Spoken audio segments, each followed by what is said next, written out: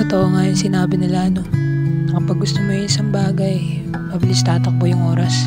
Hindi mo mamalayan yung naumpisahan mo ay malapit na ring matapos. At hindi mo mamalayan na malayo na pala yung narating mo nang mag-isa. Halos mahaba na rin yung pinagsamahan natin. Alam niyo na yung bawat takbo ng buhay ko at yung mga pinagdaanan ko.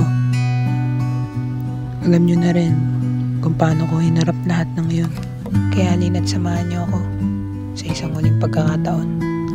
Sa ngayon naiintindihan ko na kung ano ba talaga ang takbo ng buhay ko.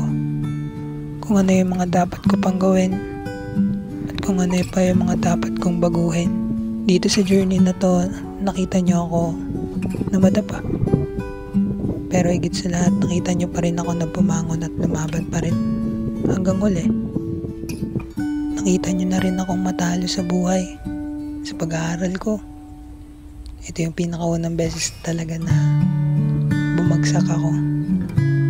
At marami din ako natutunan ng mga bagay na hindi maganda.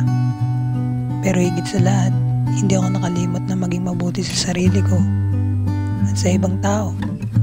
Nakisama at naging totoo pa rin ako na kaibigan sa kanila. Marahil ito na yung katapusan. Pero hindi pa dito magwawakas na at ng yan. Kaya siguro oras na para isulat panibagong kwento sa isang pahina. Kaya halina't samahan niyo ako buksan ng panibagong pintuan sa isang bagong istorya. Tawag si Kuya. Hello? Season 3 na. Handa na ba kayo? This is not the end. This is the new begins. Which is, alam niyo naman ang kasabihan.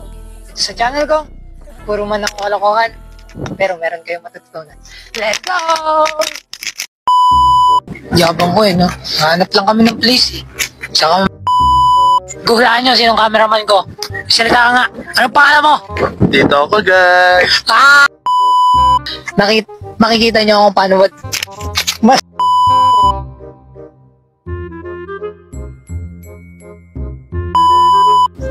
alam mo naman yung lagay, di ba? Tignan mo to. Ganto ang tunay na vlogger, pare. Ganto. Hi, Riam. Hi, be. Sesay. Tignan mo ito gagawin ko. Ang pogi ko! Ciao! Tatakbo ko. Bye guys. See you sa season 3. See you next year. I love you all guys. Thank you, katropa. Subscribe. Bye-bye.